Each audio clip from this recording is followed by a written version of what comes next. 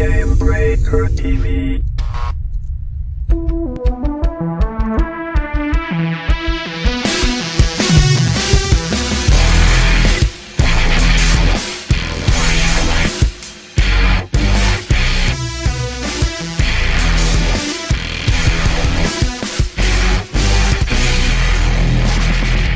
Hello, everybody. Happy holidays, happy holidays, happy holidays. I'm Gary again, and this is GuildCast, episode number 2 for December 22nd, 2011. Today, Mesmer interviews are still coming in. More details emerge. What is the meaning of the closed beta system? Also, we've got some achievements, changes to the Thief class, and combat mechanics. All that, of course, your viewer questions. But first, community manager from Massively.com. It's Ruby Bear. How are you, Ruby? Hi, I'm good. How are you? Look at you in all your HD glory. New camera. Ooh, ah. It's all very exciting. And filling in for Mr. Sean Schuster this week. My beard is not as epic, but I'm trying. Zam.com's BFF report. Gamebreaker's legendary. This Week in MMO, 8,000 other shows you probably watch. Mike B, a.k.a. Phone. How are you? Was that my tagline? It's like, Mr. My beard is not quite as awesome as Sean's, but I'm trying. Aw, long live the Chin Hawk. No, admittedly, that thing is insane. And like he rides that thin line of it's not a neck beard. No, it's all right here. Yeah. It doesn't even touch the neck. It's just like raw. It's right there. Awesome. Love that thing. Ah, the power of the beard. All right, first up, more interviews coming in. ArenaNet threw out a ton last week, but they weren't done just yet. No. 2 more popped up this week on Massively and MMORPG.com. Designer Eric Flanham talked to Massively about developing the Mesmer, which we talked a lot about last week for Guild Wars. Some interesting tidbits in here. He had this to say. He said, I think that Mesmer was a bit more difficult to develop than the other professions. For example, when we're developing the warrior, we end up referencing the warrior archetype as it appears in other media. Fans are also exposed to all of these things, and so their expectations and definition of what a warrior is tends to be pretty broad. He then says, for the Mesmer, we're talking about a much more specific archetype that was developed for the first Guild Wars. There are obviously fewer influences to draw from when developing such a profession. So Ruby, first of all, I mean, the Mesmer sounds, it's a unique class, obviously, to Guild Wars. But I've heard people draw comparisons to other MMOs and other games and such things as, say, like maybe like an illusionist or something. What are the similarities for some people out there who may not be following Guild Wars to the Mesmer?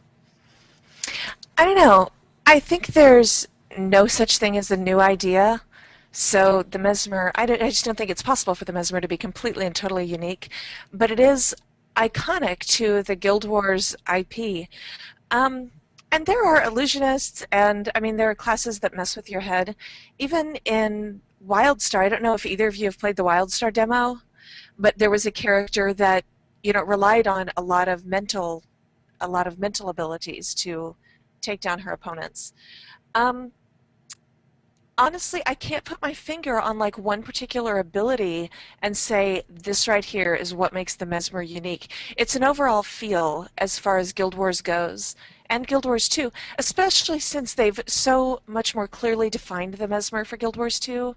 I just feel like she or he, I'm sorry, has really just grown into that role that Guild Wars 2 intended. So do you really really can't compare the Mesmer to an illusionist or another class in an MMO? You really think they stand? Are there just not many similarities where they actually are so unique that they really do stand out?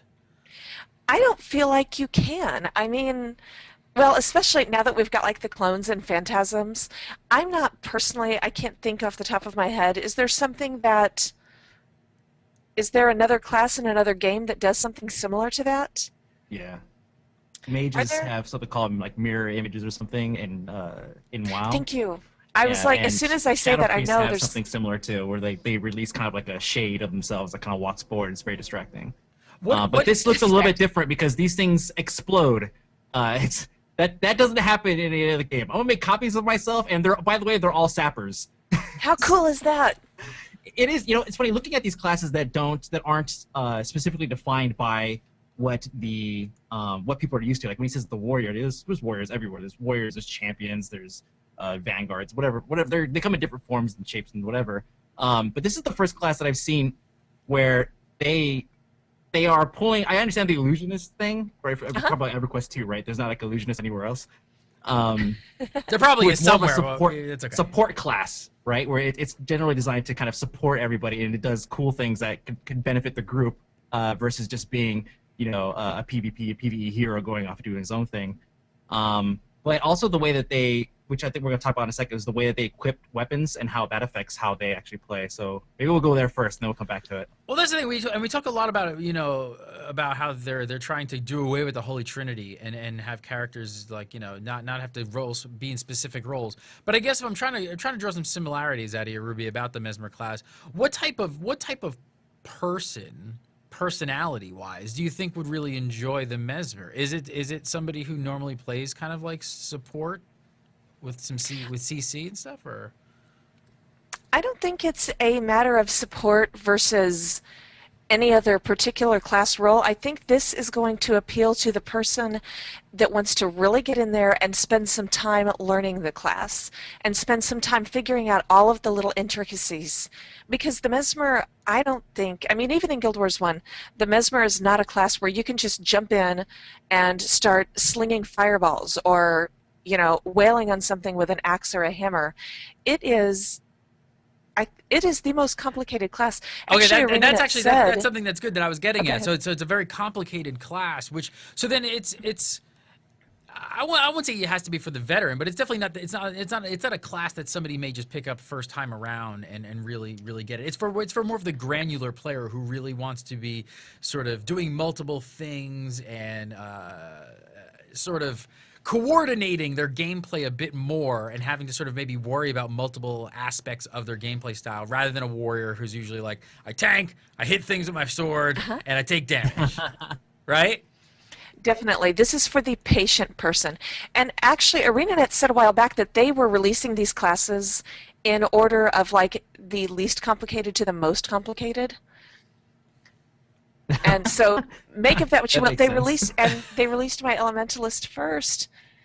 I guess I'm that player that just jumps in and starts slinging fireballs. But it is for the patient player that's going to be willing to take time and figure out how this works and how she can be used most to her potential. Because it's not, you can't see all of it right away. It's not something that's just going to fall into place for you. Develops over time. Okay, Eric also had this to say. He said, another aspect of the Mesmer is that we were never able to fully develop.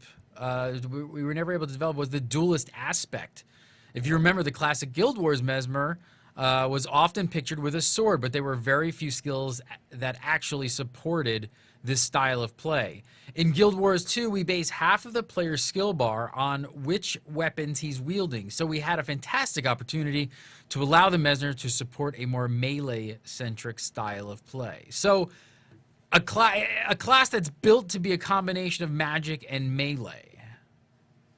How's this actually going to work? You didn't get any hands-on time with the Mesmer at all, right?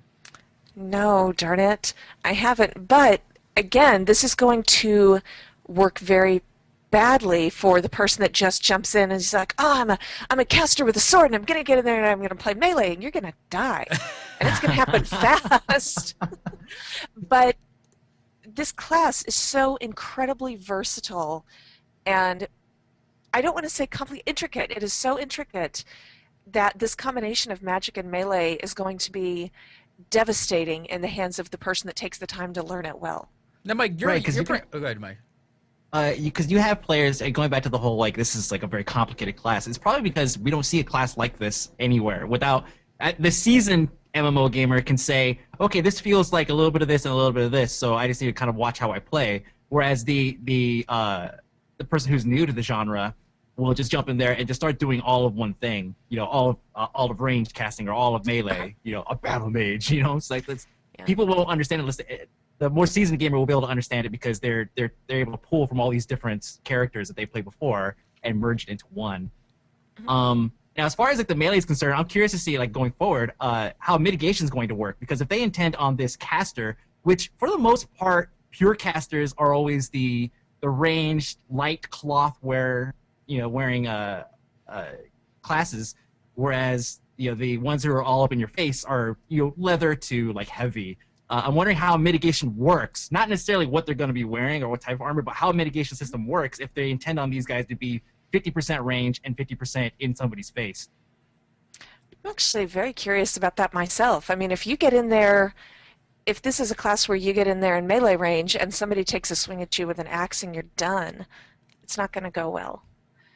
So I'm sure the Mesmer skill set, I need to get my hands on the Mesmer so badly. Could it possibly be a combination of armor and spells? So more bubbles, more shields, more defense for close up melee combat. You're going to be popping more bubbles and things like that. And maybe you've got like some decent armor. I don't know. I don't know. Ruby, what do you think this is like? Is this again more of ArenaNet's effort to sort of move away from the rigidly defined class roles that they've been so vocal about? I definitely think so. I'm looking at the Mesmer, and I may just completely be talking out of the side of my face here, but it seems to me like the epitome of what they're trying to do. I mean, this is the best example of what they're trying to do, because the Mesmer doesn't seem to have a clearly defined role. I don't think it doesn't matter how hard you try to stuff her in a particular role. I don't think she's going to fit in one. I think she's more versatile than that. And it's not like it's so complicated that it's not like nobody's going to be able to understand this, but there's a lot more depth here. And I'm looking at chat, and a lot of people are bringing up the ability for it to clone itself, which if that's its only way, that and like dodging, which anybody could do, it mitigates damage in the melee range. That's gimmicky. So I'm pretty sure they just showed that because they wanted to show some of the cool stuff that it could do. But there's no way that we're going into this and all it could do is just pop clones of itself, which most of the time you could tell which one's the real one in pretty much every game that has that ability.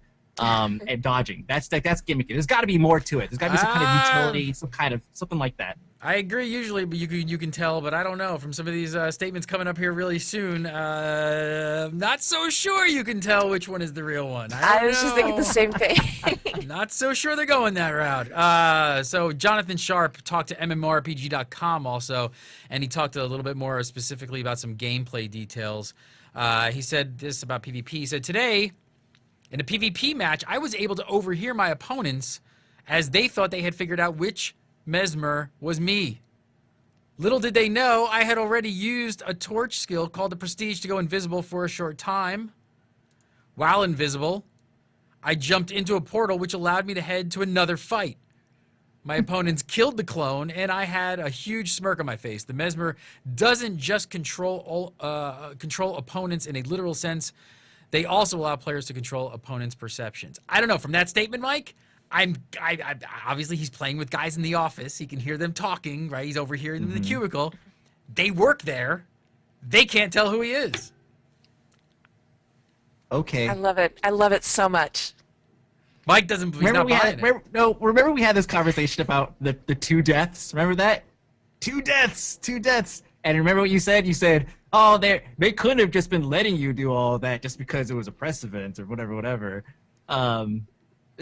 Maybe it applies here, but it's still somebody who, I mean, from a PvP perspective, I doubt there's some AI component that's going to have the same movement and feel of somebody who is an actual player.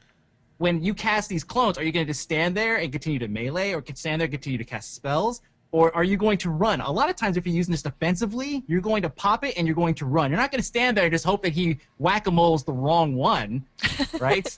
That's a very good point. Pop it and run. That is a very good point. This is the part where it plays into the whole, is he playing with people who maybe, not that are letting him win or anything, but maybe they just didn't catch it, which is fine. Are they seasoned people who've worked with other player abilities that can clone, pop shades, the Hollow Duke from Duke Nukem, right? I mean, these things have always existed, and they've always been people have been able to discern them from the actual player. I mean, yes, a good player will probably be able to point these things out, but we don't necessarily know if they don't have some pretty good AI built into the the clones, right? We don't know if they actually, maybe they do actually run around and you know, they're casting abilities, they're running around, they're moving.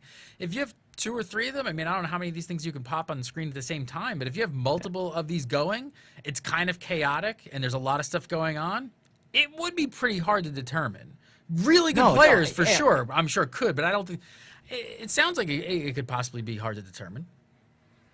Which would be great. I'm just saying, I hope that it's like that. I hope that it's like, it's so difficult to tell them apart. Like, their health is exactly the same as the actual caster themselves, because that's a big problem in WoW. They pop mirror images, they all have like 80k health. It's like, yeah, I'm not going to target that guy. I hope that they've overcome all those obstacles, because that would make it useful. You don't want to get to the point to where players are like, I don't like PvPing on Mesmer because now everybody's figured out how to tell me apart from my clone. I feel like they probably figured that out. I don't know why. I'm gonna give them the benefit of the doubt because I feel like that would just be such an obvious thing. If you play this class, which is sounds like one of the most intricate classes out there, you know, and you're just like, you know, popping off, you know, firing off clones left and right, but you can pretty much tell exactly who's the clone and who's not. I mean, that would just completely ruin the class, I think, for most players. But now on the flip side of it, if you think about if they do this right, the PvP potential here is absolutely out of control. I mean, think about this, Mike. You're a huge PvP guy. I mean, imagine like a PvP match with, you know, a half a dozen Mesmers running around, firing off clones left and right, popping in and out of portals. I mean, it could really cause such mass confusion on the battlefield. Could be massive awesome.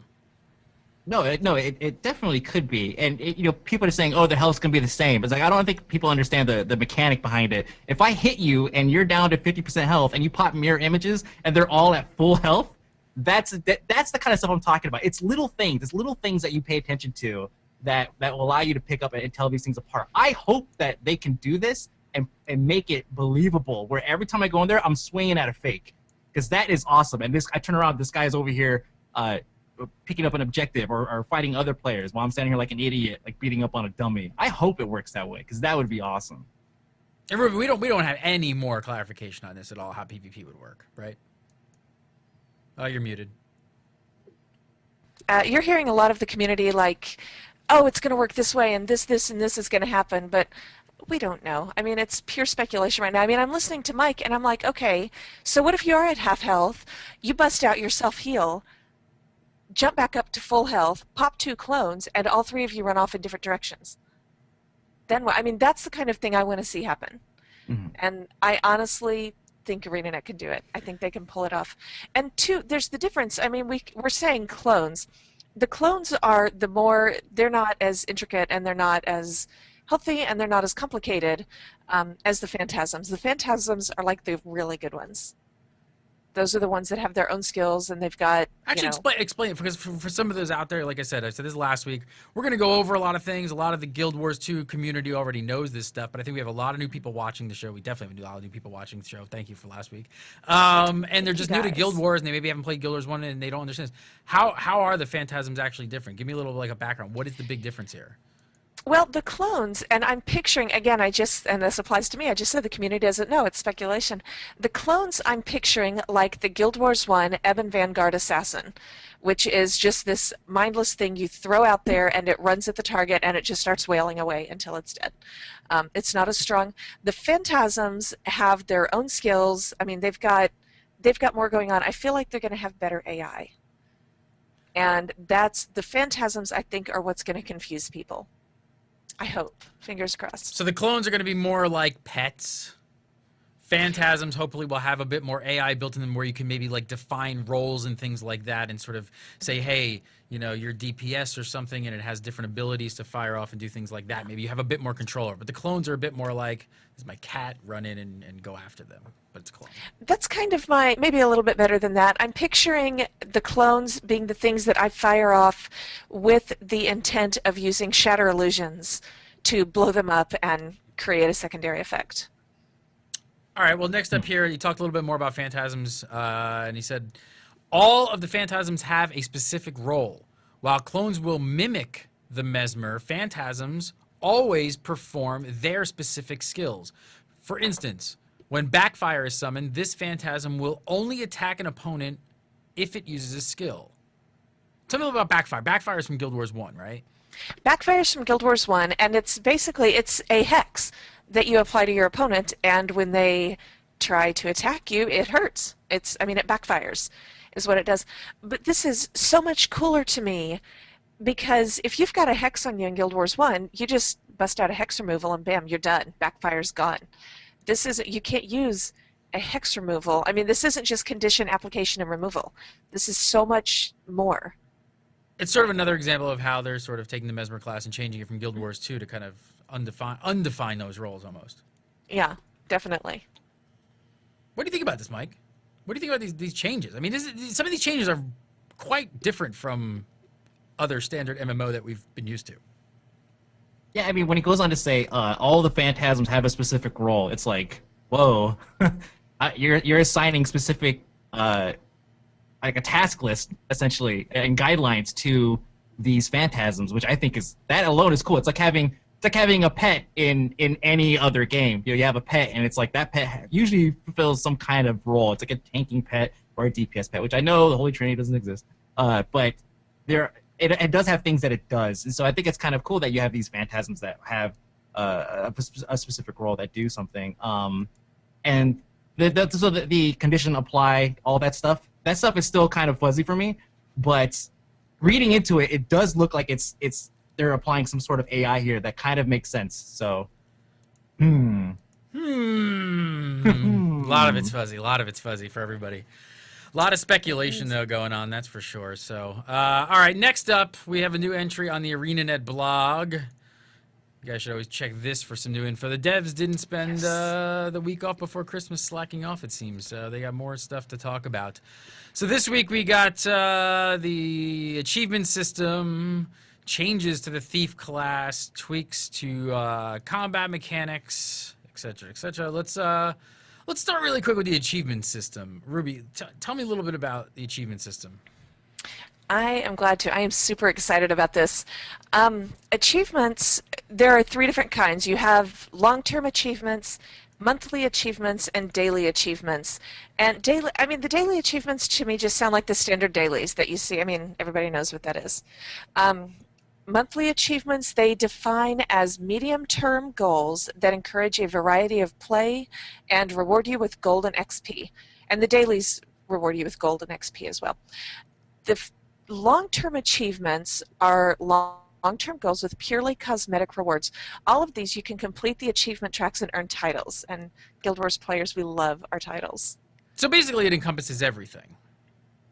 It is, and I actually really like this because you've got the daily, monthly, and long-term, and there is literally something for everybody, no matter how hardcore you are or how often you can play. There is some sort of achievement you can participate in. Yeah, it looks like you're going to have PvE, PvP, WVW, VW, VW, VW, VW, VW, VW. I just keep saying VW.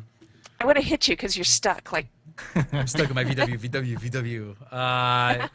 There's even achievements for non-combat stuff, like trading and things like that. So it really seems like, the completionist out there is going to have a heck of a time. I mean, a lot of things to fill out and finish. That actually kind of concerns me. One example they gave was killing centaurs, like for the number of centaurs you kill. And I worry because that almost, I smell kill 10 rats. Ooh. And and you know what I am thinking of is in Dungeons & Dragons Online, there is the Slayer reward. I don't know if you two are familiar with that or not, but you're just out there and you're killing stuff as you're like getting your quest objectives, and you'll get like the little pop-up, oh, you've killed like 23 of 25. And in my head, I'm going, oh, awesome, I got to kill 25 and I get some XP. So I hit 25, and now I'm at 25 of 50. It just keeps you on the treadmill. It's never ending, and it's frustrating. Treadmill. But in DDO, at least it's instanced. At least there's an end in sight. Guild Wars 2 can't work like that. Am I going to, 2 years, 3 years down the road, be at 4,998 centaurs killed? And it's just you're trying to get to 5,000. You hit 5,000, it's 5,124. See? Now, if I said that, Cheryl would have been like, Mike B hates ArenaNet. Oh my God! But I'm glad you said that because that's exactly. I was reading this. I was like, wait a minute. Just replace achievement with quests. It's kind of what it looks like to me. Daily quests, monthly quests, blah blah blah. I mean, there's nothing wrong with it though. I mean, honestly, No, there's not. the whole kill 10 rats phobia. It's like, then why are you playing an MMO to begin with? It's the illusion of, and we've had this conversation several times, of masking it with something to make it feel like you're not just doing it just to kill 10 rats some stupid reason. SWTOR has got their thing, which is like all voice. Everything is voice. You feel like you're part of a story, and they still, obviously have their own way of doing it as well. Still kill 10 rats.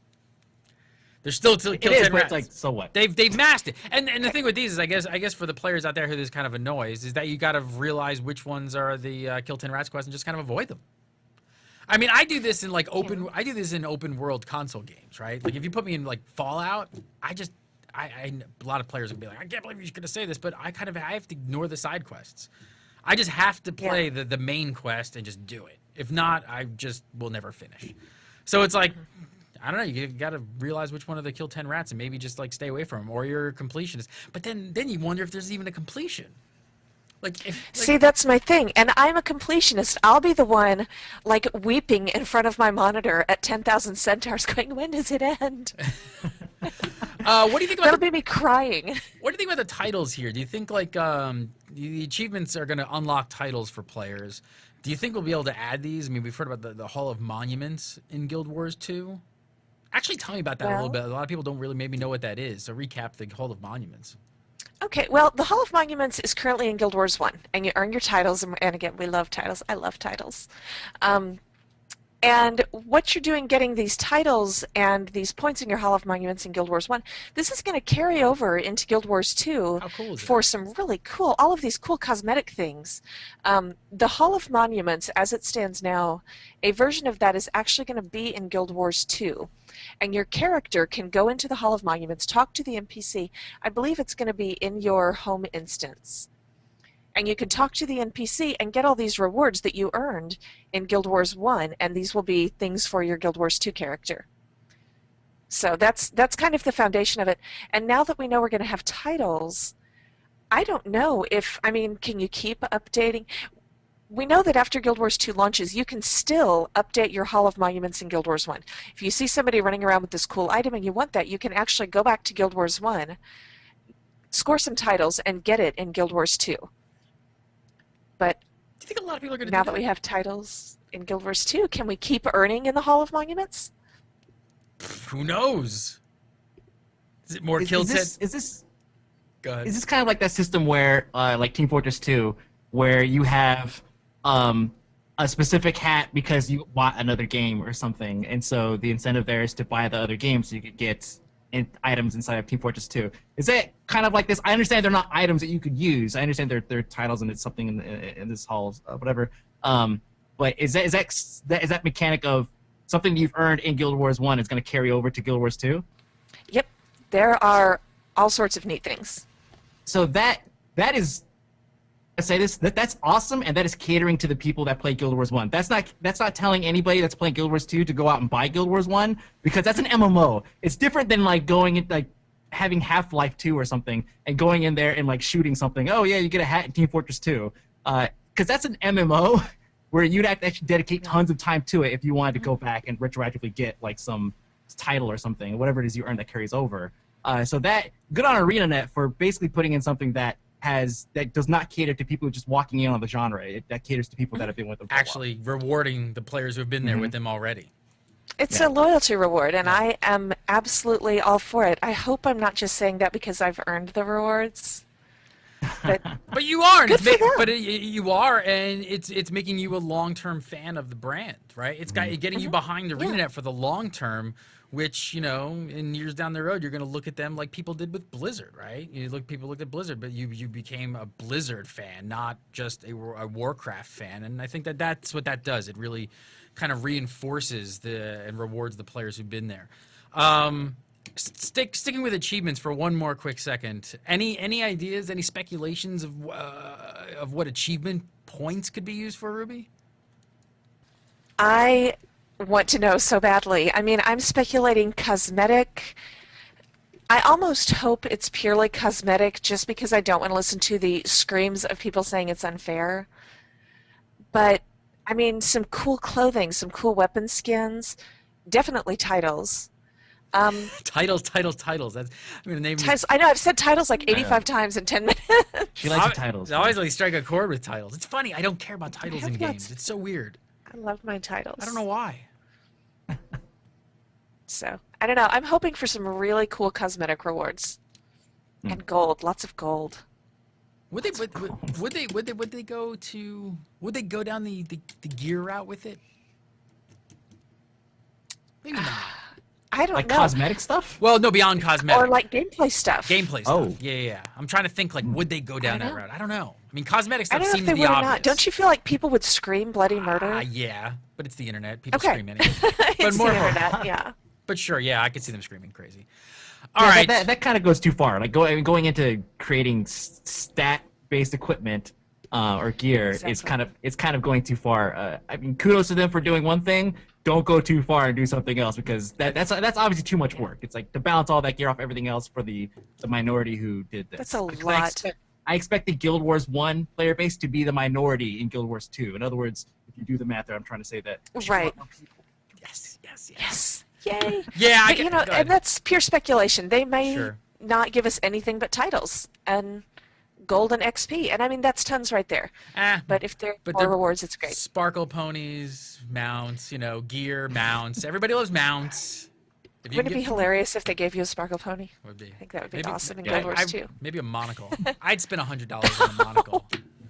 All right, next up, changes to the thief on that blog post there. So big changes to stealing. John Peters had this to say about this. He said, initially, we did have each stolen weapon provide more than one skill. But as we played with it, we realized that throwing multiple new skills at a player in the middle of a combat situation was overwhelming. So we eventually reduced the number of skills for each stolen item to a single powerful one.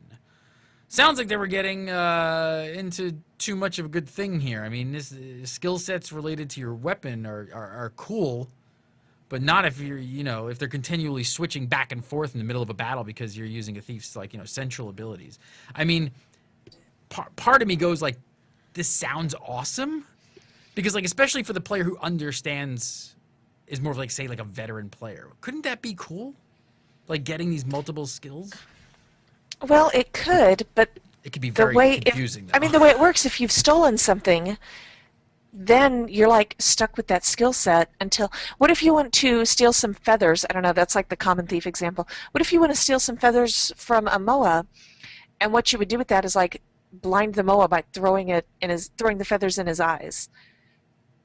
But now you're stuck. You've got these things in your hands, and you can't go back to your normal skill set. What if you don't want to use the blind skill yet? But you can't do anything else until you ditch the feathers.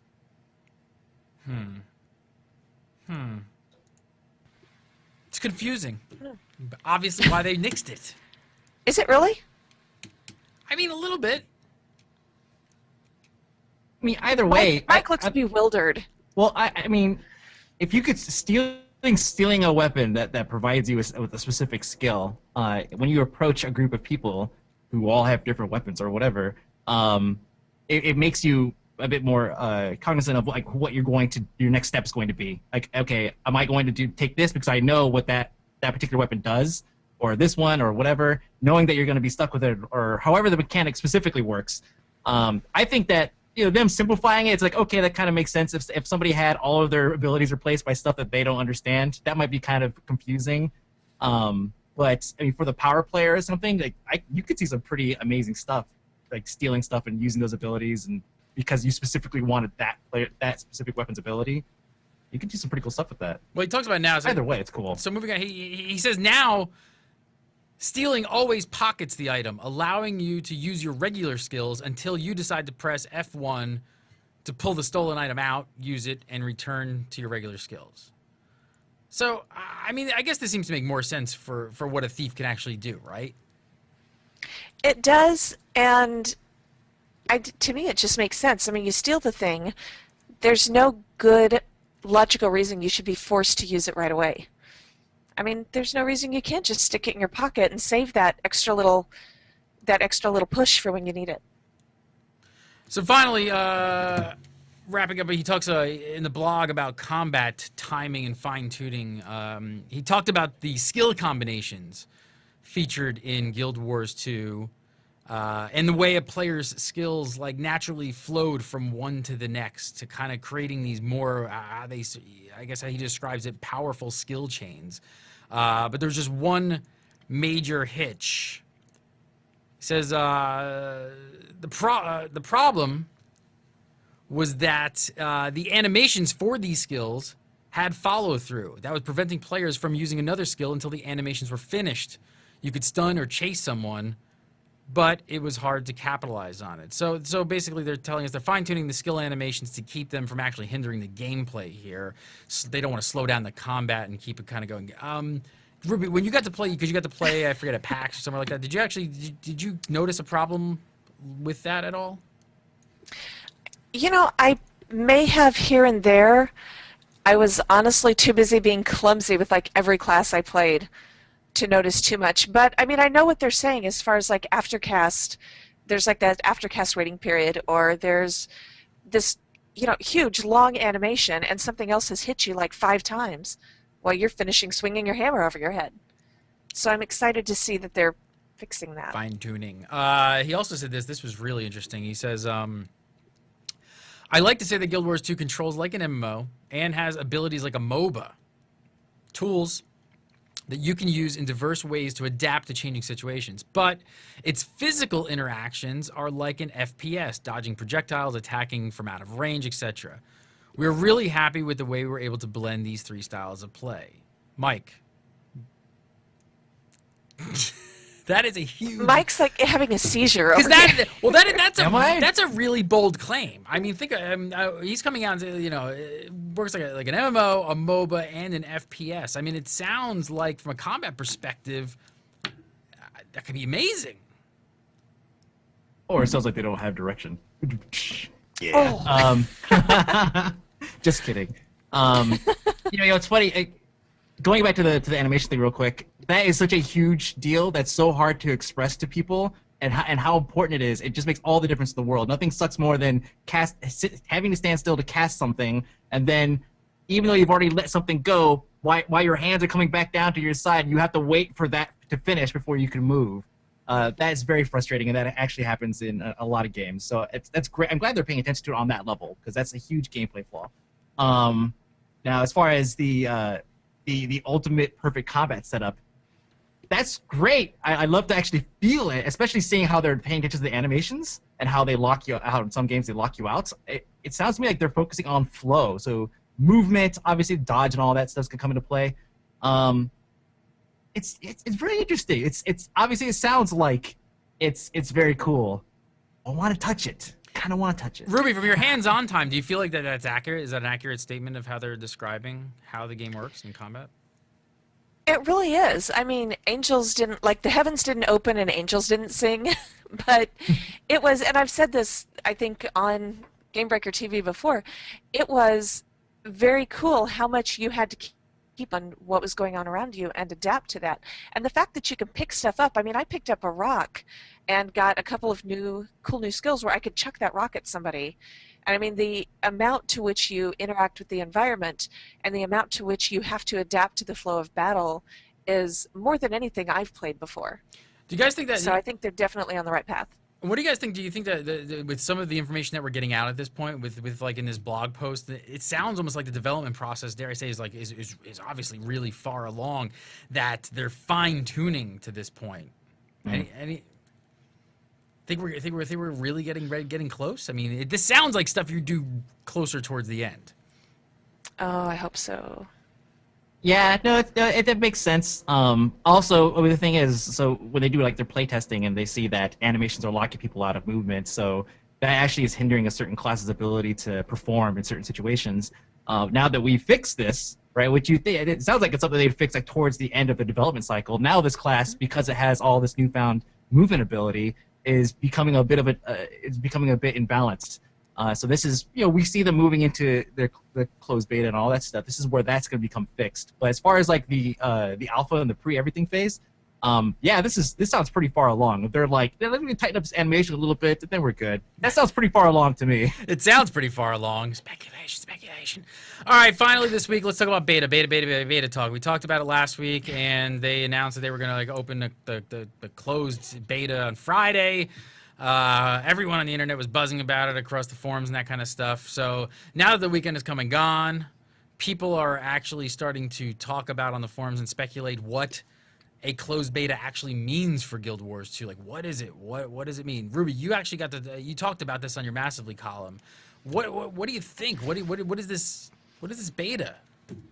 I actually ranted about this a little bit, and now that I know, I mean, I didn't get in, and there's been this hilarious speculation floating around here and there that I got in, and I'm just not saying. I pouted all weekend, you guys, okay? I really, really did not get in. So I can say this without sounding like I'm applying for the beta. I honestly just got to thinking because I've been so stressed out over this, and I was like, man, I gotta get in, I really want to get into the beta on this. And after I didn't get in, I started thinking, I was like, do you really want to help test this game, or do you just want to play Guild Wars 2? And I didn't really know what the answer was to that. It makes sense not to put people like you in right away because they want to present you with a product that is at least closer to finish than where it's at now. They're not gonna bring you in. You could get in like, wow, this doesn't work anything like I expected it to. This game sucks. Oh, I hate Guild Wars 2. I'm gonna rant about it. No, they don't want. Okay, but see now here, that's the thing right there, and that is what I got to thinking about this, and it absolutely drove me crazy. I think developers and players both, I can't even put it on any one person, they have turned closed beta into something it did not used to be, which is a demo, early access.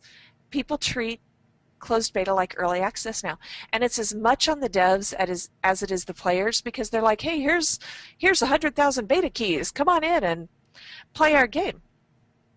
But what happens then is that the game doesn't get tested the way it should, because people come in and play, and I actually saw this in another game that Massively gave out beta keys for recently. Closed beta, we had closed beta keys, people got in, and then they came back to the site and started leaving comments saying, this game is broken, this game sucks, I uninstalled, do not waste your time with this game. Right, and it's in beta. Like, you're there to help them.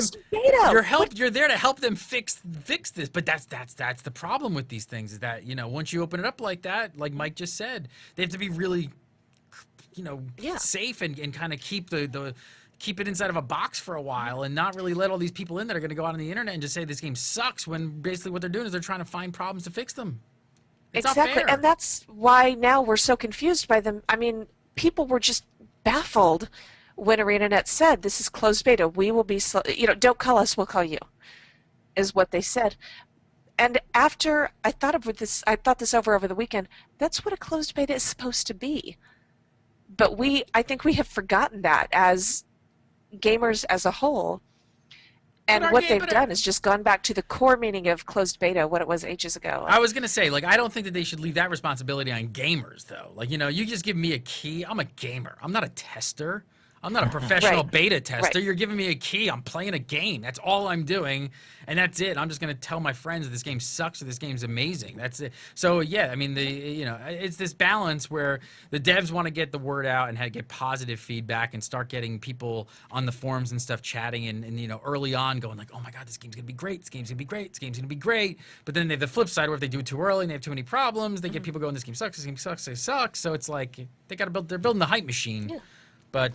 yeah, but I don't think that's not the group that I don't think ArenaNet wants in there. They want people that are going to come in and try to break their game. Pretty much. But they should probably put a small team together of maybe from the players' community, but maybe make them sort of like professional beta testers for Guild Wars 2 and say, this number of people, and they go through some sort of interview process rather than just handing them a key and clicking on an NDA that nobody reads or cares about. Maybe they actually put them through a little bit more of a process to weed out people who are actually going to fill out bug reports and actually be good beta testers. Maybe that exactly. There you go. That's the obvious reasons that's difficult to pull off, right? Because they're gonna get in and be like, wow, man, when I hit level 37 in such and such a game, this thing happened. Boy, this game sucks. It's like, damn. It's like, really? We couldn't have possibly have caught that. It's this strength in numbers. They put out a whole bunch of things, a whole bunch of keys, and get a bunch of people in. Friends of beta now, or friends of family now, and then closed beta for media and all of that. They trickle it out to the point to where they actually catch all these bugs. But then once you let the masses in, everybody's doing something different. I told you like last week, the week before, it's like I was in SWTOR beta like trying to hack walls. I was like started jumping on walls, like I can make it up this hill, and I ended up getting like totally stuck. I couldn't even. My character was done. I deleted the character, But people like me exist out there. We're trying to push the boundaries. That's why you have beta tests. Yep. Get people like you in. What I'm saying is you just got to weed out the other people who are just going to get on the internet forums and, just spew everything that they learned or hate or love, whatever. All right, let's do some viewer questions. First up, throw this one to Ruby. Thomas Goldrick says, why did ArenaNet get rid of the dual class system? That is what defined Guild Wars. What? I don't think that's what defined Guild Wars. I think a lot of things defined Guild Wars. Titles defined Guild Wars, obviously. Titles, yes. Clearly. It was Title Wars. Okay, but even if it didn't define Guild Wars, why did they get rid of the dual class system? Was it just too complicated? Well, I don't think it was complicated at all. I think balance? The way the dual class system worked in Guild Wars 1, that's inherent in what they've done here. It's not everybody can do everything, but the dual class system gave you the versatility that you otherwise would not have had.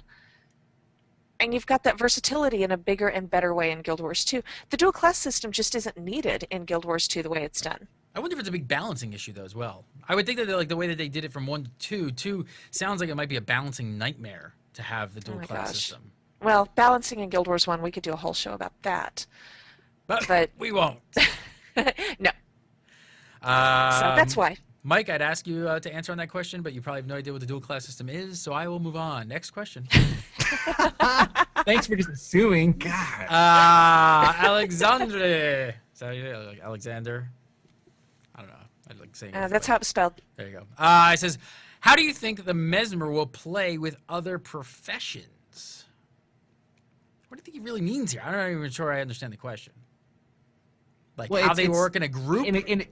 In a group. I mean, how to play with other I hope that's what they're talking about. You don't want to ask, do you think it's going to be balanced against other professions? It's like, well, that question we really can't answer here on this show. But how do we speculate that the Mesmer will play with other professions? Any class that has the amount of control and supportability that we just saw in the demonstration trailer there. Don't call him a support class. God, sorry, what? What? Don't call him a support class. No, I'm kidding. There's no Trinity, Mike. I don't know if you've heard. There's no Holy Trinity. Everybody does everything. Wait. No. Support class isn't part of the Trinity. I didn't say it was healing. I'm saying support. It's different. This is fun. Anybody that can have a large effect on multiple people, right? Which we see this happening here. They have the ability to port, ability to confuse other players. That's always going to be a key element of any party that you run out with to do like PvP or whatever. They're always going to play a key role there.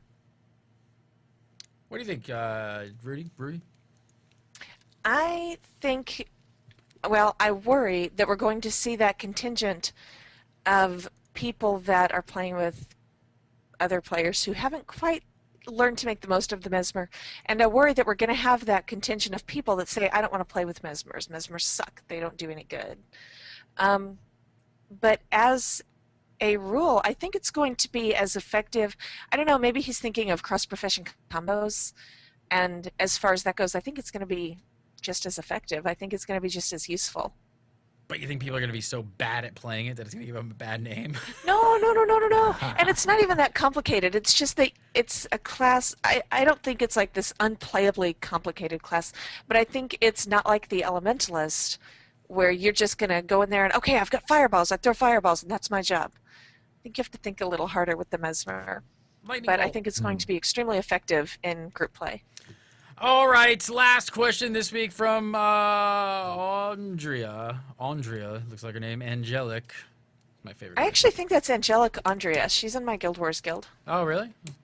Yeah. How funny would that be? Got Hi, that off Andrea. of Facebook, too. Didn't even get into. Great question, though. Will we see knee armor in Guild Wars 2? Not really sure. Man, I hope so. The towns will be stuffed with useless NPCs otherwise. More knee armor. You gotta cover those knees, man. It's arrows just everywhere. Just everywhere to arrows. I love that tattoo, by the way. That's so awesome. Gary, is that your knee? That is my knee. I thought so. Everybody thinks it's your knee. I love that. Ruby Bear, you can follow her on the Twitter at Ruby. That's at RUBI with an underscore. Don't forget the underscore. RUBI with the underscore. And of course, go over to massively.com and just read everything there. That's it. Just read Yes, everything. definitely. Mike, Especially my stuff. Mike B, aka Phony. Follow him on Twitter at aka Mike B. Go over to Zam.com. Watch BFF reports, Legendary, all that other stuff. Waterboy for at Darnell Sup. Whatever else you can do. Trying to get a side job. Go put out that. Thank you for having me this week. Go put out that fireball in San Francisco. Yes. Thanks for coming on, filling in. Last minute, Sean had to run. Baby stuff. Thank you, Mike. Baby stuff. Mike filling in the clutch. Happy Permanent holidays. host. Oh, all you haters, what's up? Happy holidays, everybody. This is our last show. It's going to be Christmas. Happy holidays. Yay. Have a great Christmas and all that good stuff. Drink stuff. Stay safe. Have some turkey, ham, whatever you do. Tofurkey. If you Ew. Why even bother? I don't know. We got some vegetarians out there, but have a great one. You can follow me on Twitter at Gary Gannon, and of course you can follow Gamebreaker TV on the Twitter at Gamebreaker TV. Come on over and check it out. A lot of things happening in 2012. New website coming to Gamebreaker TV. Can't wait for that. In the works. Hopefully in January. Hopefully a lot of other stuff. And we do the show live every single Thursday, 6 PST. So come on over and check out the schedule, Gamebreaker TV/live for all the other shows. Guys, have a great Christmas holiday season. Not just the chat. Merry Christmas. I'm talking to you, Ruby. I'm talking to you, Mike. And chat room. Oh, me. Oh, okay. And chat room. And then Thank you. Merry Christmas. chat room, you guys are awesome. See you all next week. Bye, guys.